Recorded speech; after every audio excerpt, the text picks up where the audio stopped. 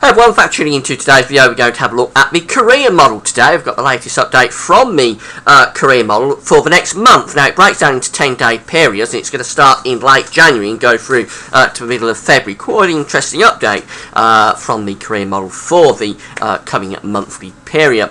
Then we'll have a quick look at the charts for the next week to 10 days, because there's a lot of uncertainty actually about the where we're going up to the middle of January. It may try to settle down a little bit, but whether it actually comes off, the charts are not in agreement. We've got some going for high pressure, some wanting to keep the Atlantic trade going and keep giving us low pressure. So quite uncertain for the middle part of January. But we're going to start off with the South Korean model for the long range update. Anyway, before we get on with that though, just want to talk about the advertising best video ads on web pages at GazWebBiz.com. If you hit play on the video ad, you'll be supporting GazWebBiz.com. And thanks very much for doing that. So as I say, we're starting off with the South Korean model for the next month, starting from late January. I think these are broken down into something like 10-day periods. So the late January chart is presumably taking us from something like, say, the 20th to the 30th of January, something like that. And we've got the below average heights. This is sea level pressure actually, so we've got below average pressure out to the west and to the northwest of the country, with indicated by those blue colours. And then we've got above average pressure sitting to the east, indicated by the red colours, and going down into southeastern parts of Europe as well. So what's basically going on there is we've got an area of high pressure sitting to the east. We've got a trough of low pressure out to the west. That's a bit of a battleground type scenario, to be honest. We'd be getting, well, we'd be trying to bring in east to southeasterly winds around an area of high pressure to the east, but the Atlantic trough would also be trying to bring westerly winds in from the west. So it's difficult to say precisely what sort of temperatures we'd have with that. It will very much depend which air mass has the ascendancy. If it's the Atlantic, it would be quite mild. If it's the ridge, it's the continental air, then it could be quite cold. And of course, where those air masses are meeting, there's potential for a lot of precipitation, so there could be some heavy rain if the Atlantic is driving that. If the ridge to the northeast is driving it though, there could be wintry precipitation, there could be snow from that sort of battleground type scenario in late January. Now as we move through to the early February chart, which again is a 10-day period, I think, taking us probably from around the 1st to the 10th, something like that.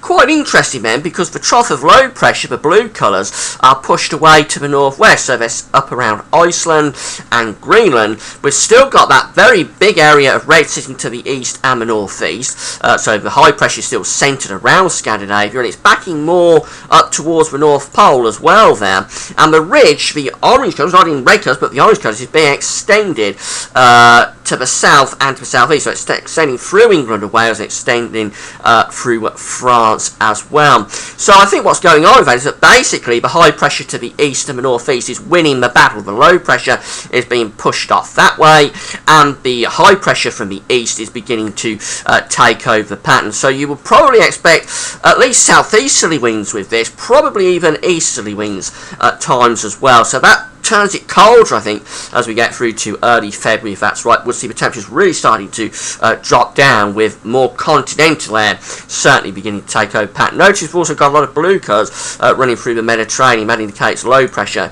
is setting up through the Med. Again, that is a signal for the high pressure over Scandinavia to be winning the battle. And then finally we go on to the middle of February, which presumably takes us from something like the 10th to the 20th of February. Very interesting then, because we've still got the high pressure up to the northeast. We've still got high pressure over Scandinavia, going back into western Russia, also up into the Arctic as well. We've got another area of high pressure out to the west of the country, an Atlantic ridge of high pressure, and that's going up towards Greenland.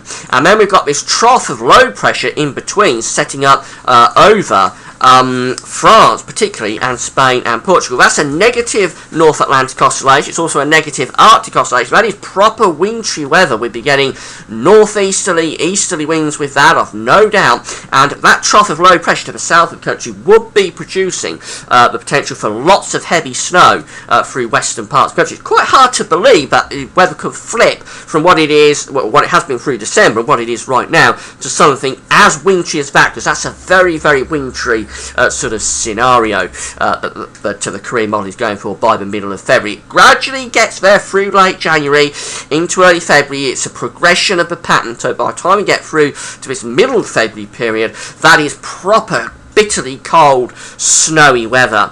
Now, what we've got to take on board with this is that it's highly experimental. It's an experimental long-range model, so we can't take it seriously. It's just an indication there of what could happen as we get through to February. And we have had winters in the past where you've had very mild conditions through most of the winter, December, January, and then you get a flip in February. It happened in winter of 1955, 1956. It happened again in the winter of 1985, 1986. Both of those winters had very cold Februaries after much milder early and middle parts of the winter. So it's interesting that it can happen. It's interesting that the Korean model is sort of implying that it could happen.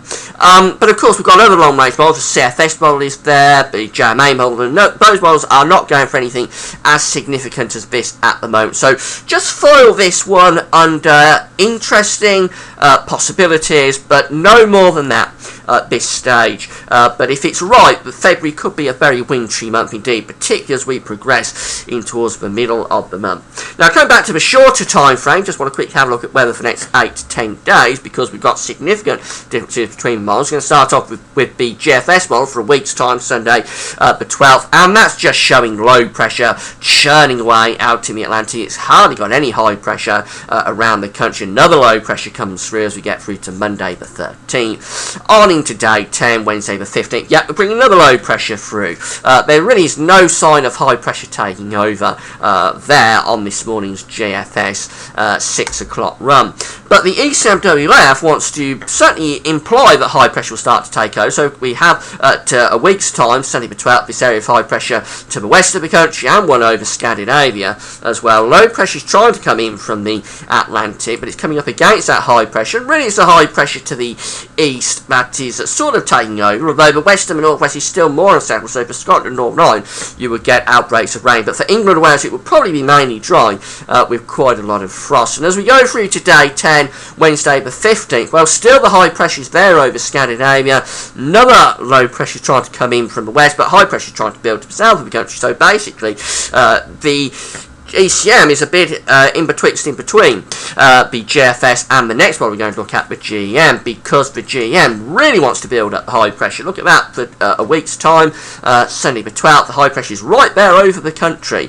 That would be breaking us out of this unsettled weather. It would be dry, probably quite cold, particularly at night with frost and fog, but at least we break out of this very unsettled spell that we're in. And the high pressure just goes on. It's up to 1,040 millibars there, right over the top of the country on Monday the 13th. And it's still there right over the country as we go through to Wednesday the 15th. That's a very anticyclonic GEM this morning. High pressure firmly in control. Totally different to what the GFS is showing, which wants to keep those low pressures coming through.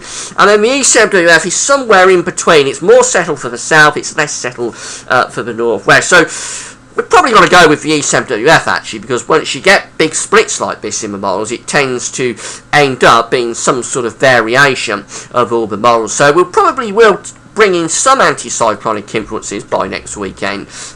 I would suggest, particularly for England and Wales, may continue to be more unsettled at least for a time for Scotland and Northern Ireland. But I think the trend as we're going through to the middle of January is for high pressure to take over, to break us out of this very unsettled weather. I think we will settle things down at least for a time. How long it lasts, I'm not sure. Probably turn it cold with frost and fog at night. And then as we get through to late January and on into February, very interesting from the Korean model this morning, but no more than that. We've got to wait to see whether the other long-range models start to come into view. That's it for now. I hope you found this Sunday sort of afternoon musing interesting. That's it for now. Thanks for watching.